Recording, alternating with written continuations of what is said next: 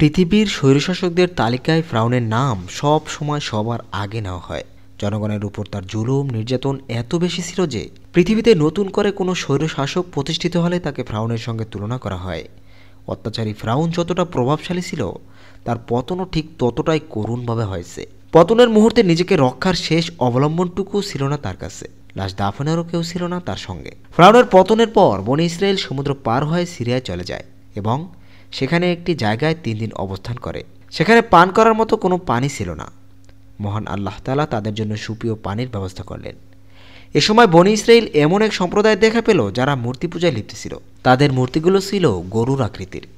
বনি ইসরায়েল তাদের কাছে জানতে চেয়েছিল, তোমরা কেন এই মূর্তিগুলোর পূজা করো?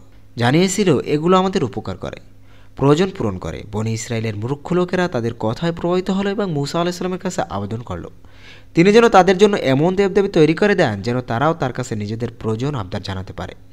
মূসা আলাইহিস সালাম তাদেরকে বললেন, প্রতিমা পূজাকারীরা নির্বোধ এবং তারা হিদায়াতের পথ থেকে বিচ্যুত। তারা যা করছে তা তাদেরকে ধ্বংসের পথে নিয়ে যাবে। এরপর মূসা আলাইহিস সালাম তার সম্প্রদায়কে আল্লাহর নিয়ামতরাজি এবং সমকালীন বিশ্বের জাতিগুলোর মাঝে তাদের জ্ঞান শরীয়তের শ্রেষ্ঠত্বের কথা স্মরণ করিয়ে দেন। তিনি তাদের আরও স্মরণ করে দেন যে অত্যাচারী ফ্রাউনের কবল থেকে আল্লাহ তাদের মুক্ত করেছেন, তাই তাদের উচিত একমাত্র আল্লাহর ইবাদত করা এবং তার কাছে নিজেদের প্রয়োজন পূরণের আবদার করা। পবিত্র কোরআনে ঘটনাটি বর্ণিত হয়েছে যেভাবে, সুতরাং আমি তাদের হতে প্রতিশোধ নিলাম এবং তাদের অতল সমুদ্রে ডুবিয়ে মারলাম, কেননা তারা আমার নিদর্শনসমূহকে মিথ্যা প্রতিপন্ন করেছে আর এ ব্যাপারে তারা ছিল সম্পূর্ণ গাফিল বা উদাসীন। আর আমি দুর্বল করে রাখা লোকদের সেই জমিনের পূর্বে আর পশ্চিমের উত্তরাধিকারী বানিয়ে দিলাম, যাতে আমি কল্যাণ নিহিত রেখেছি। এভাবে বনি ইসরায়েলের ব্যাপারে তাদের ধৈর্য ধারণের কারণে তোমরা প্রতিপালকের কল্যাণময় অঙ্গীকার পূর্ণ হলো আর ফ্রাউন ও তার লোকজনের গৌরবময় কাজ ও সুন্দর প্রসাদগুলোকে ধ্বংস করে দিলাম। বনি ইসরায়েলকে আমি সমুদ্র পার করে দিলাম। অতঃপর তারা এমন এক জাতির নিকট এলো যারা ছিল প্রতিমা পূজারী। মুসার লোকজন বলল, হে মুসা, আমাদের জন্য কোনো দেবতা বানিয়ে দাও যেমন তাদের দেবতা আছে। মুসা আলাইহিস সালাম বলল, তোমরা হলে এমন এক সম্প্রদায় যারা মূর্খদের মতো আচরণ করে। এসব লোক যে কাজে লিপ্ত হয়েছে তা তো ধ্বংস করা হবে, আর তারা যা করেছে তা অমূলক ও বাতিল বিষয়। তিনি আরও বলেন, আল্লাহ ছাড়া তোমাদের জন্য আমি কি অন্য ইলাহ খোঁজ করব, অথচ তিনি তোমাদের সৃষ্টিকুলের উপর শ্রেষ্ঠত্ব দিয়েছেন। স্মরণ করো সেই সময়টির কথা যখন আমি তোমাদেরকে ফ্রাউনের অনুসারীদের দাসত্ব হতে মুক্তি দিয়েছি, যারা তোমাদের অতিশয় মর্মান্তিক, কষ্টদায়ক ও ন্যাক্কারজনক শাস্তি দিত।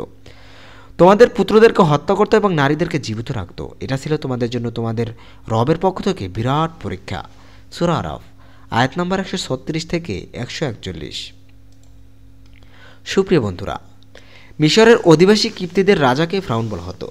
আল্লাহ তার নবী হজরত মুসাকে নবুয়ত দিয়ে তার সমকালীন ফ্রাউনকে তাওহীদ ও একতাবাদের দাওয়াত দিতে পাঠিয়েছেন, যে অত্যন্ত দাম্ভিক ও অহংকারী ছিল এবং নিজেকে মিশরীয় প্রভু বা খোদা মনে করত।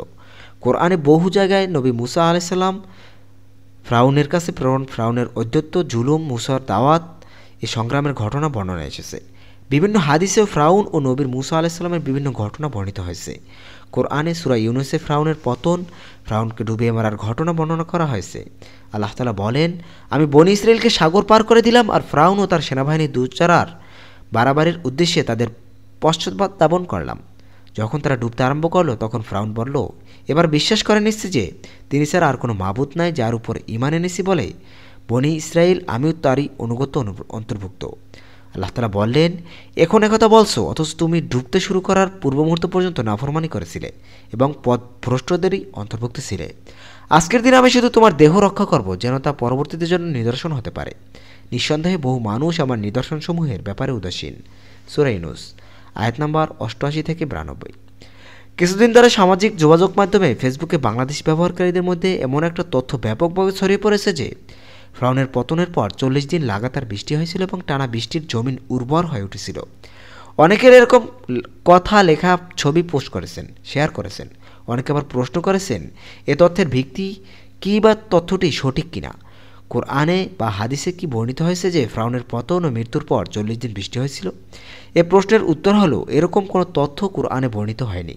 নবী করিম সাল্লাল্লাহু আলাইহি সাল্লাম থেকে নির্ভরযোগ্য সূত্রে বর্ণিত কোনো হাদিসও এরকম তথ্য পাওয়া যায় না।